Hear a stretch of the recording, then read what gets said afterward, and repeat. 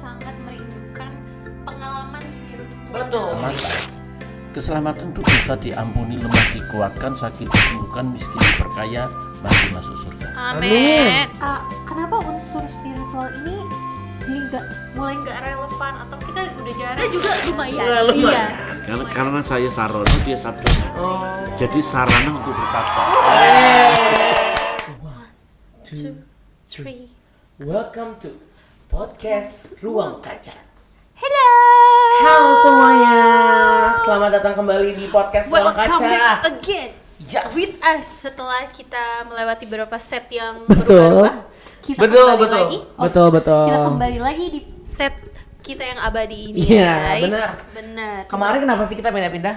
Biar nggak bosan. Betul. Jadi penonton semuanya bisa menikmati apa yang kita tayangkan. Benar. Nah, teman-teman, kalau kalian ingat yang udah nonton podcast bareng Betul. Kodavin, nah kita bahas tuh tentang pelayanan Gen Z, ya Betul. kan? Kodavin sempat mention tuh bahwa Gen Z tuh sekarang udah nggak melihat satu tokoh atau tertarik dengan dogmanya, tapi mereka mengedepankan pengalaman spiritual. Betul. Nah, hari ini kita datangkan ya satu penulis hebat. Betul. Kita mau ulik-ulik bukunya. Yang udah pernah datang juga Iya, Kizya. kita tarik lagi ke sini. Betul. Karena masih, apa?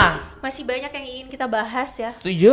Pembahasannya di podcast sebelumnya, kalian yang belum nonton balik dulu untuk nonton supaya hari ini kalian bisa mengerti setiap materi yang berdaging. sampaikan. Kata anak Gen Z, berdaging banget. Oh gitu. Gimana Pak Gensi? Berdaging banget. Oke. Gak perlu lama-lama lagi, mari Oke. kita panggilkan saja Kizya. 1, 2, 2, go. 2. Bapak Dr. Timotius Bakti Sarono. Sarono. Gimana? Tolong dong podcast. Mas saya yang satu ini gak jelas. Saya suka selibet ngomong bahasa Indonesia. Oke, selamat pagi Bapak. Iya, selamat datang Selamat kembali. pagi. Selamat datang kembali, betul. Terima kasih. Sehat Pak? Tidak sih, Waduh. tapi amat sangat sehat. Wah. Puji Tuhan. Tidak hanya sehat, tapi amat sangat sehat. Puji Tuhan. Puji Tuhan. Pak, kita udah datangkan Apa? pembicara kita. Iya. Dan sedikit cuplikan ya. Kenapa harus ada buku ini di tengah-tengah kita, Kizya? Oke, bukunya dengan judul Kekristenan yang Supranatural. Karya Pak Timotius Bakti Sarono. Nah, Sarono. langsung Tapi di sini Bapak nggak sendiri ya Pak nulisnya? Iya, sama siapa Pak? Ya, itu numpang kemuliaan aja. Aduh, saya juga mau Oke. dong. Iya. Iya. Menulis ke-14 ya? Iya, waduh, saya editor. Oh, boleh. Oke, hari ini seperti yang udah tadi Kizya sampaikan sebentar tentang generasi Z yang mungkin apa istilah SBM? Iya, spiritual but not religious Ya, gitu. betul. Kita bakal mengulik mengenai kekristenan yang supranatural tapi dengan sudut pandang generasi Z nih Pak. Iya, betul. Oke, mungkin sebelumnya Bapak ini nulis bukunya di tahun berapa Pak? Betul. Ini sebenarnya bukan buku. Wow. Ini 25% dari disertasi doktoral saya. Oh, dijadikan buku. Jadi saya punya doktoral saya, disertasi saya Coincidentia Oppositorum. Bukan Sitorus. Iya, bukan. Kalau Sitorus, Orang Sitorus orang Batak gitu. Iya, abangnya Kelvin. Betul. Dari Coincidentia Oppositorum itu penyatuan yang natural dan supranatural untuk menunjukkan siapa yang supranatural. Mahal ini. Itu ada di ini ya, teman-teman, ada di apa kalau di belakang? Sinopsis buku ini. Betul. Hipnosis. Jadi harus Baca. baca. Kalian harus baca buku ini juga guys untuk bisa mengikuti selama pembicaraan kita. Apalagi podcast anak-anak hari ini. teologi ya. Betul. Ini mahal banget guys. Mahal banget. Kita jarang dapat di kelas, tapi di buku ini kita Bisa bisa kita dapat ya. dapat. Bapak kenapa tergugah untuk menulis buku ini sebenarnya? Dan disertasi Bapak? Iya. Ada masalah apa sih Pak? Masalahnya sebetulnya bukan sebuah masalah yang perlu kita permasalahkan dalam satu masalah. Waduh. Masalahnya menjadi sebuah masalah kalau kita tidak tahu masalahnya. Oke. Artinya sebetulnya kekristenan itu kekristenan yang supranatural. Saya punya S2 magister saya itu kekristenan agama supranatural. Terus kemudian S3 saya kekristenan yang supranatural. Jadinya sebetulnya harus diakui bahwa kekristenan itu kalau tidak demikian ya bukan kekristenan. Sorry ini ya. Jadi supranatural itu kita arah kekristenan itu kan kerajaan Allah, LB3 ya. Jadinya kalau kita tidak masuk dalam dimensi itu, kita itu menjadi sebuah liturgi agama. Ini kan ritual-ritual. Agama di dunia itu semua ritual. Sementara kekristenan itu supranatural, spiritual maksudnya. Jadi Roh Kudus itu kan Holy Spirit. Kalau yang jorok itu kan unclean spirit. Ya. Unclean, so clean, kok so clean? Ya kita, tukang cuci jadi ngerti. Loh, kalau tukang cuci mah ini Pak. So clean, betul. So clean. So clean ini Holy Spirit, ini unclean spirit. Pokoknya orang itu diperhadapkan cuma dua aja. You kalau nggak holy, unclean. Hidupnya cuma nggak ada yang di tengah-tengah, setengah najis, setengah suci itu nggak ada. Kalau nggak suci suci, kalau najis ya najis. Nah kekristenan itu parahnya itu kan ada di tengah-tengah, suci kagak, najis kagak, kadang-kadang najis, kadang-kadang suci. Ya karena kan merasa dosa diampuni, dosa diampuni, dosa diampuni, dosa lagi diamputasi. Betul. Sederhana kan? Iya. Oke. Nah, Masuk menarik. ke pertanyaan Pertama, coba saya mau bertanya nih Pak, mengenai buku Bapak. Apakah kekristenan zaman sekarang terlalu natural dan kehilangan unsur supranaturalnya? Iya, betul. Sebetulnya tidak bisa dikatakan 100%. Karena kekristenan sekarang, ingat ya kekristenan bukan agama ya. Kekristenan itu agama, kehidupan. Kalau Kristen agama, tapi kekristenan kehidupan. Kehidupan kekristenan sekarang itu kelihatannya sudah sangat terdegradasi. Terdegradasi ini akibat terkontaminasi dosa. Terkontaminasi dunia ini. Maka tidak heran bahwa kita punya ajaran yang utama, prinsip yang utama adalah kesucian. Kesucian itu sebetulnya juga tidak semudah orang yang dibayangkan. Kesucian itu enggak selingkuh, urusan seks, urusan percabulan, tidak. Saya lagi membuat seminar kesucian yang retak. Kesucian yang retak itu adalah kesucian di mana orang itu merasa dia tidak berzina, punya istri baik, punya suami baik, punya kehidupan seks yang baik, tapi dia jahat sama orang. Sombong amat, sombong sama orang. Itu kesuciannya udah nggak beres. Jadi terdegradasinya kekristenan sekarang merupakan sebuah hal yang sangat fatal. Dan celakanya banyak hamba Tuhan, banyak anak Tuhan tidak sadar. Contoh, kamu jangan jahat, padahal dia sendiri jahatin orang. Ya. Saudara hidup suci, padahal dia duniawi. Nah, itu orang yang hidup dalam dunia supranatural, dia akan memahami kebenaran secara konkret, secara lengkap. Secara lengkap itu ya keseluruhannya itu dipelajari secara detail demi detail. Karena pertobatan itu adalah peta memasuki rehabilitasi spiritual. Berarti kebenaran juga punya dimensi supranatural ya Pak ya? Kebenaran itu sebenarnya supranatural. Kan kalau kita sekarang lihat di gereja-gereja tanpa mendiskriminasikan. Betul. Banyak kebenaran yang Realisasikan. lebih ke realistis gitu, dibuat iya. kebenaran tuh dirangkum jadi poin-poin yang realistis gitu. Jadi itu yang kita sebagai Gen Z ngelihatnya khotbah sekarang tuh seperti ini aja, motivator gitu-gitu. Apakah itu tadi yang disebut sama Kevin udah mulai hilang nih unsur pentingnya yang supranatural tadi ya Pak? Gini berarti? loh, sebenarnya kebenaran itu hanya sekedar informasi. Information from God. Hanya informasi. Informasi itu tidak bisa jadi andalan. Informasi itu logos. Jadi pada mulanya adalah firman. Firman itu logos. Yohanes 1:1 kan? Tapi logos inilah yang membuat orang malah jadi jahat. Orang Farisi itu jago soal firman, tapi berakhir membunuh Yesus kan? Logos.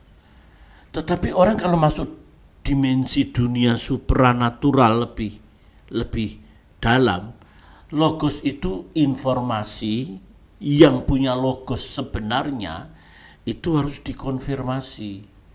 Konfirmasi itu adalah direct langsung dengan yang punya firman, kan Kristus sendiri. Jadi selama hanya sekedar informasi, maka itu jadi produk-produk gereja. Setiap gereja ada punya produk. Yang tadi dikatakan gereja sekarang kehilangan supranaturalnya. Gereja ini produknya minyak urapan. Gereja ini produknya, ini bukan salah ya. Iya. Ini minyak urapan, ini blessing ya. Ini berkat ya, ini jodoh. Pokoknya pokoknya berkat itu unlimited blessing, diberkati Tuhan, pokoknya ikut Tuhan, diberkati Tuhan. Datang ke gereja naik bajai, pulang naik BMW. Saya mau itu. Saya juga mau. Tapi nggak ada yang nggak mau deh. Pokoknya diberkati berkat-berkat, sakit sembuh. Kan saya itu punya produk dalam pengajaran keselamatan. Keselamatan itu dosa diampuni, lemah dikuatkan, sakit disembuhkan, miskin diperkaya, mati masuk surga. Amin. Loh, sederhana segitu kan.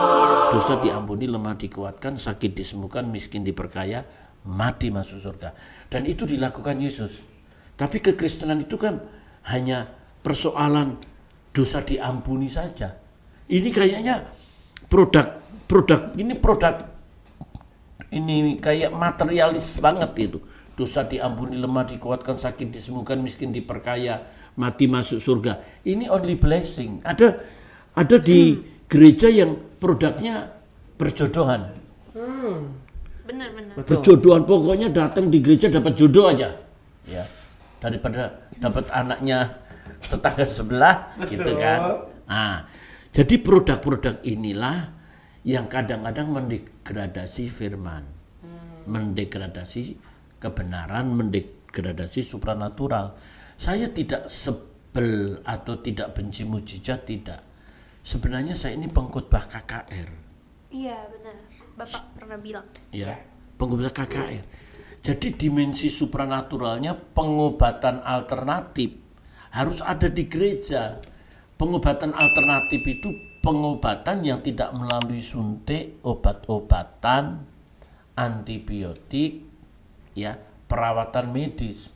Harus antibiotik. Kalau di luar negeri kalau nggak salah ada gereja yang membuat rumah sakit tanpa obat, hanya didoakan penyembahan. Tapi kalau sudah masuk dunia supranatural, tidak lagi dimensinya dimensi logos. Maka Yesus berkata dalam Matius 4 ayat 4, manusia itu bukan karena roti tetapi karena firman. Firman itu enggak logos, firman itu rema. Jadi membuat orang dewasa mau berdoa, menyembah, setia kepada Tuhan, not logos but rema. Dan rema ini pasti terjadi. Coba, oleh bilur-bilurnya engkau sembuh, itu informasi. Coba saudara Kesia bawa ke rumah sakit, masuk rumah sakit terus berkata di ruang ICU. Oleh bilur-bilur yang kau sembuh, cabut itu semua. Cabut. Yesus berkata dia sanggup menyembuhkan. Dalam nama Yesus sembuh, dicabutin. Saya ditangkap polisi. Ditangkap polisi kan. Betul. Ya, kecuali Kesia ketika dia berdoa menyembah Tuhan, tiba-tiba ada Tuhan berbicara, datanglah ke rumah sakit, di sana ada Anton. Cari namanya, aku akan menyembuhkan. Ya, itu sembuh. Kecuali the power of kepepet ya. Gimana tuh Pak? Kenapa tuh, Pak? Kalau kita disuruh mendoakan, kita datang aja.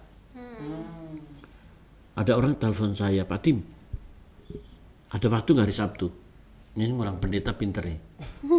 Kan kita kan, ya saya kan termasuk pendeta yang nggak ada kepalsuan di dalamnya. Amin. Kau nggak percaya nih? Terus langsung otomatis wisnya itu loh. Iya. Itu Wisnya meragukan. penuh kecurigaan ya, Itu Pak? penuh kecurigaan itu. Aduh, Pin. Ya, jangan underestimate. Iya, Pak. Kalau kamu terlalu overconfident, kamu underestimate kamu. Marahin aja Pak. Tinggal, Pak Tim, ada waktu nggak hari Sabtu? Ada jadwal nggak? Enggak. Bisa berdoa nggak? Bisa, berdoa aja nggak bisa kan? Iya juga. Betul. Gak salah. Nggak salah. Oke, Pak Tim, nanti tolong doakan ponakan saya.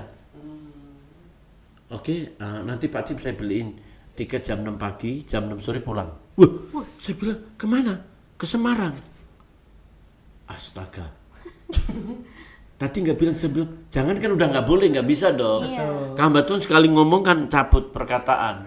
Itu kalau orang Jawa ngomong, sabdo pangan di kaning ratu. Artinya. Artinya, Pak? Ya, itu perkataan raja, sabdo. Oh. Sabdono. Kayak kenapa? Saya kenal lama itu. Kenapa kau ketawa? Kita juga lumayan. Lumayan. Iya. Karena saya Sarono, dia Sabdono. Jadi sarana untuk bersabda. Quote of the day. Maksud lo? Nah, saya menyesal sekali saya mengatakan bahwa saya ada waktu. Aduh. Ini Saya orangnya denger sangat gak apa-apa. menyesal bener. Orangnya denger nggak apa-apa. Saya mau mengatakan saya batalkan, saya nggak enak. Emang di Semarang nggak ada pendeta. Betul. Terus saya datang ke Semarang, di sana ada bayi kembar. Satu 100% sehat, satu 5% hidupnya. Ada 5 virus, semua infus, semua di inkubator. Saya bilang, kan kembar, mati satu juga nggak apa-apa kan? Ya, iya dong, masih ada satu dong ya. Ya, saya setengah hati itu berdoa itu. Saya berdoa setengah hati, saya lihat dia, terus saya bilang, Tuhan jadilah kehendak-Mu. Amin. Itu mamanya bilang, udah berdoa Om, sudah. Kok saya nggak dengar? Ya, makanya ibu harus dengar doa saya. Udah, saya setengah hati, tapi saya percaya Tuhan tolong. Dia bilang, Om, dicabut nggak infusnya? Ditarik dari inkubator nggak? Cabut. Dalam nama Yesus cabut. Om yakin? Loh, kok Om yakin? Kamu yakin nggak? Iya, Om, ini biaya udah habis-habisan. Terus malamnya ngomong ke dokter, saya udah pulang. Dokternya telepon, Bapak Pendeta Timotius? Iya. Bapak menyarankan ini anak dicabut infusnya keluar inkubator. Iya Pak. Bapak tahu nggak anak ini dicabut dari inkubator pasti mati. Saya nggak mau tahu Pak. Anak saya bukan ikut andil kakak.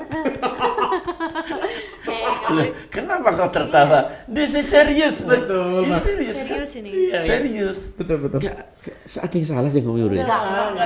Saya yang salah. Keluar. Itu dokternya bilang, Bapak bertanggung jawab.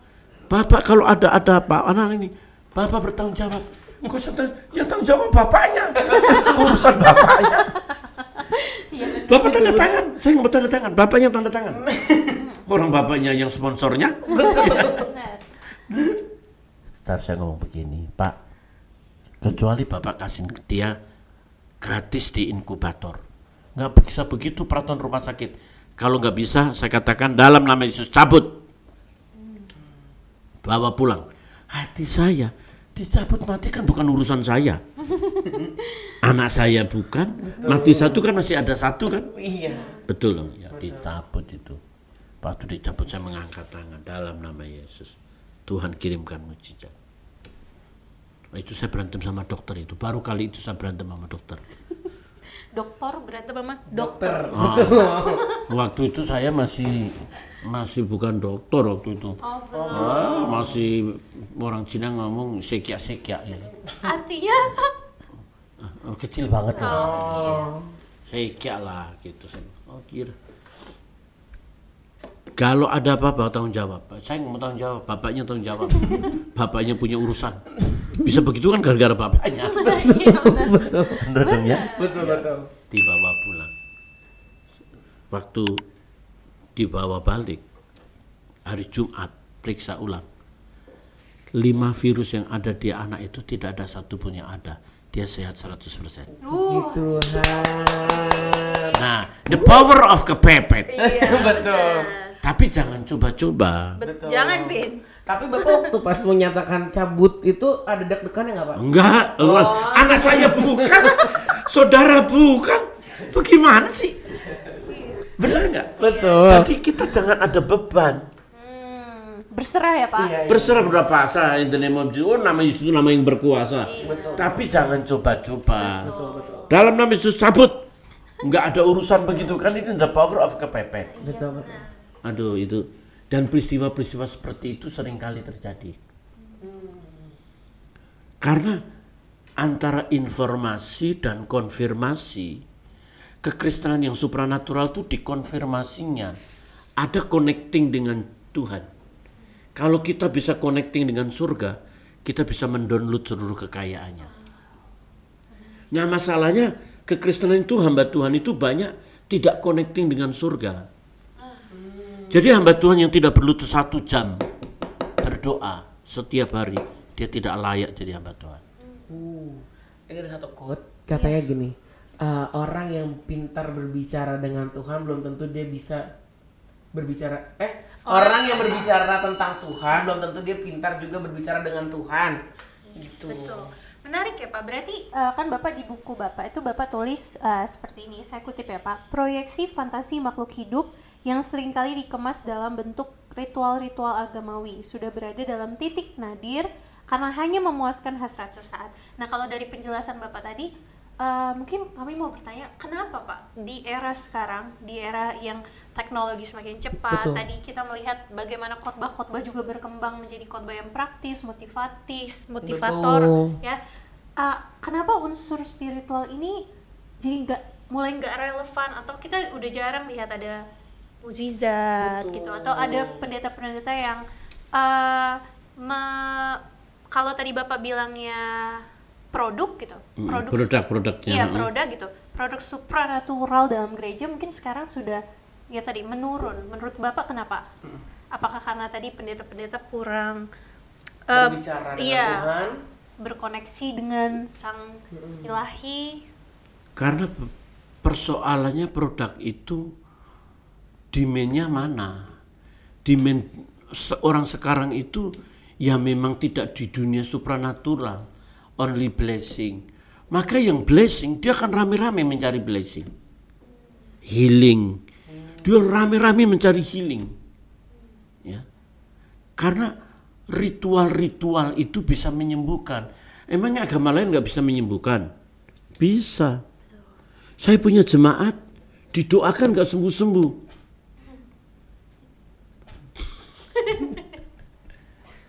Dia minum air abu. Waduh. Sembuh. Waduh. Dan dia saya mau bersaksi Pak Pendeta. Waduh. Saya mau bersaksi di gereja. Waduh. Selama ini saya susah sekali saya sembuhnya. Kepala saya pusing terus. Tapi sudah saya minum air abu. Ini abu gosok kali ya. Lu tahu nggak abu gosok? Tahu. Buat apa? Buat mijit. Apa sih? Kita nih kenapa? Kok menunjukkan kok nggak pernah ke dapur. Iya, Bapak. High Ya. class. Enggak Mau guys. cuci kan, Pak? Jangan gitu ya. Habis ini gue dihujat sama orang-orang di sini ya. Oke. Enggak. Dia mau bersaksi minum air abu. Ya. Saya tidak tendensius terhadap agama apapun. Oke. Saya termasuk orang yang tahu menghormati agama. Oke. Karena S1 saya Muslim. Saya belajar Buddha, saya belajar Hindu. Tapi saya jatuh cintanya sama Yesus. Betul dong? Betul. Nggak ada yang lain itu. Betul. Kalau orang Ambon seng ada lawan. Seng ada lawan. Ini baru wes. Ya. Wes. Saya bilang, ibu nggak boleh begitu. Ibu meninggalkan Tuhan. Habis pendeta-pendeta mendoakan saya nggak sembuh. Padahal saya pendetanya. Wadaw. Saya pekerja di gereja itu, pekerja. Salah satunya. Salah satunya. Yang mendoakan juga Pak. Termasuk, termasuk di dalamnya. Oh, itu. Keluar nggak? Kalau nggak keluar, saya keluar. Kalau nggak begitu kan repot tuh. Betul. Akhirnya saya larang dia bersaksi. Bisa dibayangkan bersaksi di depan gereja. Saudara saya sembuh. Puji Tuhan, saya sembuh karena saya minum air abu. Habis itu dia jualan air abu. Di sana ritual juga loh, jangan salah loh. Ritual, kita sedang berada di dimensi spiritual. Dan spiritual ini adanya di supranatural. Kalau kita bisa connecting dengan yang supranatural, kita bisa mendownload seluruh kekayaannya. Nice. Itu luar biasa. Saya larang. Karena saya waktu itu mungkin saya kan udah nggak suka yang model-model begitu ya. Kan biasanya tuh orang pendek gampang dendam. Saya punya kemarahan ya. Karena orang pendek gampang marah, otak sama jantung kan dekat segini. Oh iya, betul. Naik kan? Sejak itu saya nggak mau datengin dia. You mau datang ke gereja terserah mau tidak. Saya anggap you mengkhianati Tuhan. Karena di gereja itu juga ritual, ini juga ritual. Tapi gereja yang benar, gereja yang masuk supranatural. Dan saya lihat sebenarnya Pak Eras itu masuk dimensi supranaturalnya kuat. Iya. Kalau dia sudah ngajak penyembahan itu ya, sembah bagimu Allah Israel, itu orang merinding loh. Betul. Kalau masih punya bulu kuduk. Betul dong ya. Betul. Kalau dia udah menyembah, waduh, saya tuh kangen begitu loh. Bagi saya dia tidak tergantikan. For all of us. Ya, tidak tergantikan. Karena dia Musa. Tapi supranaturalnya tinggi. Saya katakan sama dia, Mas, kami tuh kelasnya Sufi. Sufi. Do you understand Sufi? Nah, pelajari dulu ntar. Nah, Sufi itu kelas yang paling tinggi di dunia Muslim. Itu udah nggak menginginkan dunia lagi, nggak ada kebencian, nggak ada kemarahan. Saya ngikutin arahnya ke sana, gitu. Saya lihat bahwa orang-orang ini adalah orang-orang yang sama-sama mengadakan ritual, tetapi di luar Yesus itu bahaya. Sembuh pusing, kena kanker. Jadi cuma tukar aja, tukar guling. Dan iblis itu pendendam loh. Jadi kamu udah saya sembuhkan, maka aku minta tumbal. Tumbalnya apa? Gitu loh. Kalau Yesus Kristus Tuhan kita memberi dengan sukacita, hanya kita memuji, mengagungkan Dia, memuliakan, follow up-nya. Maka ketika Yesus menyembuhkan ibu mertua Petrus, maka ibu mertua Petrus berdiri dan melayani Yesus. Kalau dunia supranatural yang unclean spirit ini, ya tentu dia minta tumbal. Jelas? cara kerjanya gitu ya? Oh, cara kerjanya begitu. Sembuh bisa sebentar, tapi nextnya itu loh yang bahayanya. Bahaya sekali. Oleh sebab itu, salah satu kesulitan orang mati yang pertama untuk masuk ini kan kita hidup itu ada di dunia natural. Ketika kita dipanggil Tuhan nanti yang sekarang, udah siap? Kelvin. Belum. Oh, belum. Udah siap? Ya, Dalam otomatis. Ketika kita di dunia natural, ini kita mati, kita masuk dunia supranatural. Supranatural ini namanya dunia orang mati, ini dunia orang hidup. Dunia orang mati inilah yang membuat kita membawa seluruh dimensi supranatural yang kita lakukan di sini, baik kejahatan maupun kebaikan. Nempel yang kita masuk di sini, supranatural. Supranatural itu yang menempati hanya Tuhan, setan dan malaikat. Setan iblis itu punya bala tentara setannya, Tuhan punya bala tentara malaikatnya. Dunia ini, nah dan ini yang pertanyaanmu yang terakhir tadi kan, kita ini sudah apa yang terakhir dari kamu ngomong tadi? Turun. Turun sekali, sudah turun. Jadi sebetulnya yang bahaya itu kalau kita hanya sekedar informasi logos, bukan konfirmasi yang tersurat, bukan yang tersirat.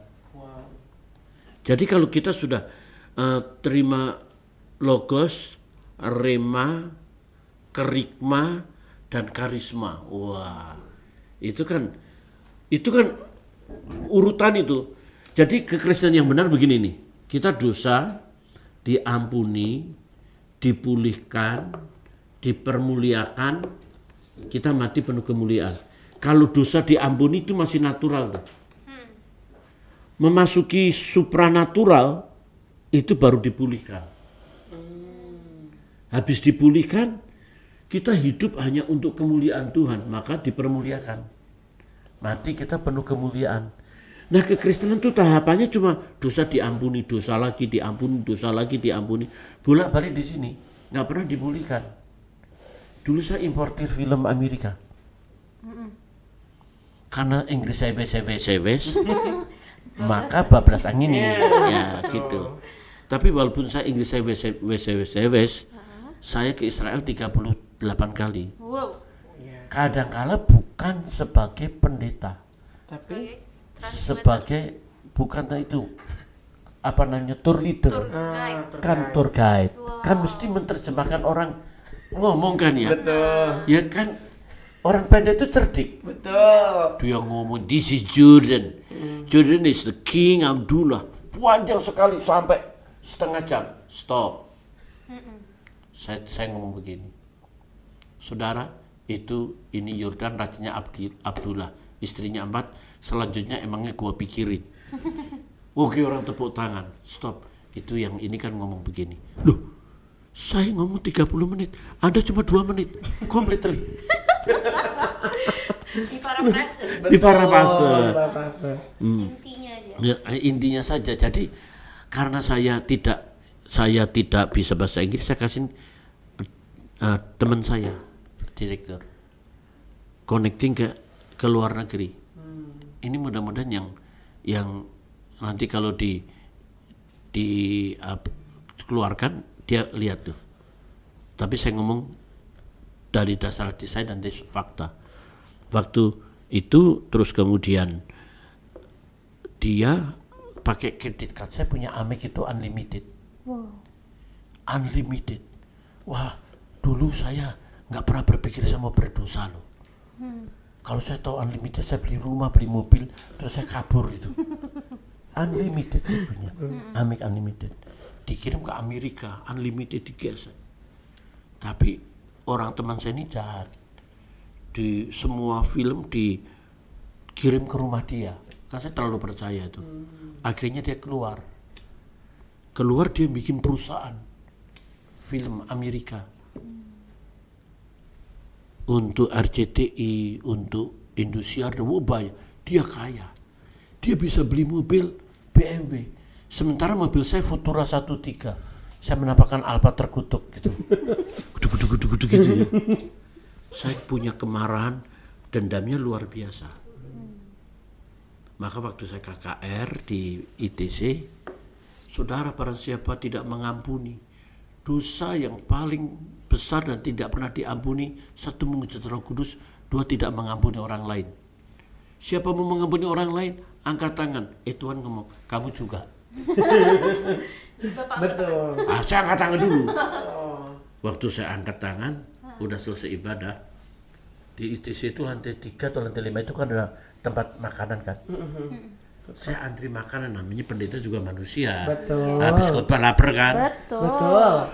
Waktu berdiri di depan begini, yang di depan saya yang antri, itu yang nipu saya. Wadaw. Padahal saya tadi gereja udah rohani. Aku mengampuni Tuhan. Dia nengok, halo Om Tim, monyet. Budak.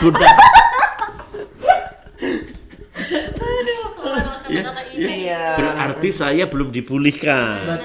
Betul dong ya. Betul. Jadi kalau ngelihat orangnya, udah nggak apa-apa deh. Nah itu dipulihkan. Jadi dosa diampuni, dipulihkan. Dipulihkan itu sudah diambang supranatural tuh. Dimensinya. Kalau kita kan ngelihat orang yang nyakitin kita, siakek lo. Bapak tidak gitu kan? Kalau ngelihat gitu, salibkan dia. Salibkan pakai paku beton 20 cm. Dendam banget. Betul. Itu dipulihkan tuh masuk dunia supranatural. Maka orang sekarang kalau mau jahatin saya nggak pusing. Mau rendah-rendahkan saya sudah rendah. Enggak, tertawamu itu menghina itu ya. Pak. Ya. Udah dua. Karena saya kemarin ke Kuala Lumpur General Check Up, saya turun 0,5.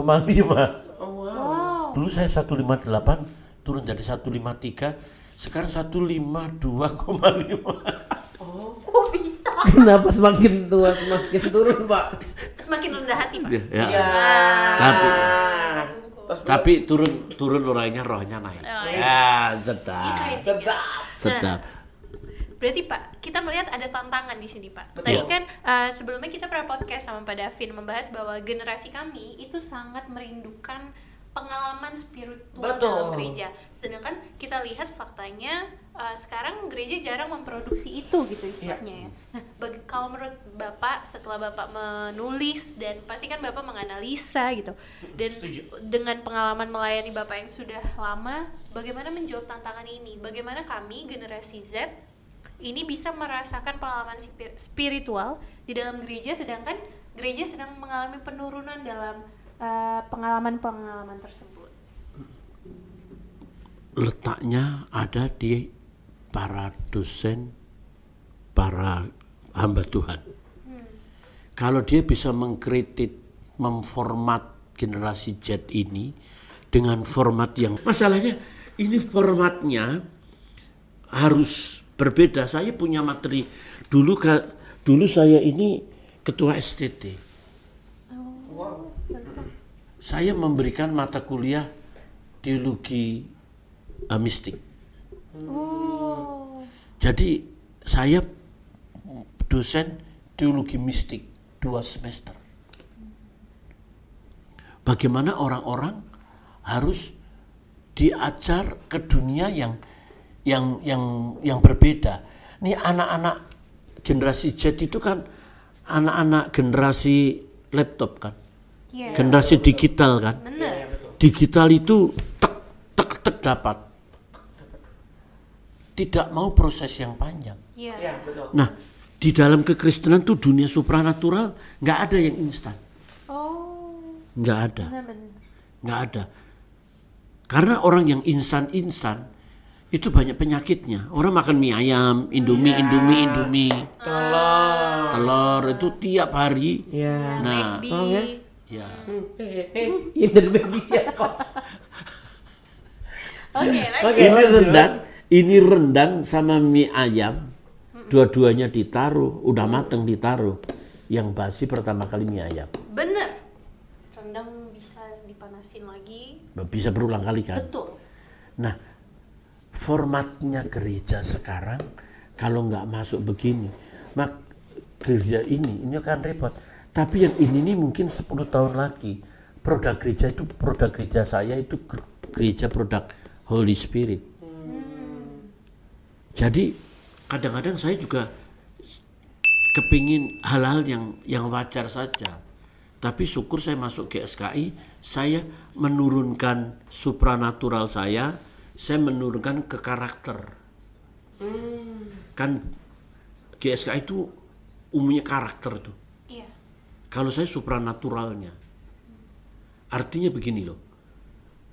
Yang Holy Spirit itu dimana karakter itu nggak bisa dibohongi. Kalau berangkat dari hal yang roh spirit. Tapi kalau hanya karakter karena polesan, bisa sok suci di depan mimbar, tapi di belakang najis. Nah itu yang bahaya. Sehingga kadang-kadang saya sedih, seperti apa yang terjadi untuk kakak saya ini 2,5 tahun lalu, saya sudah tahu.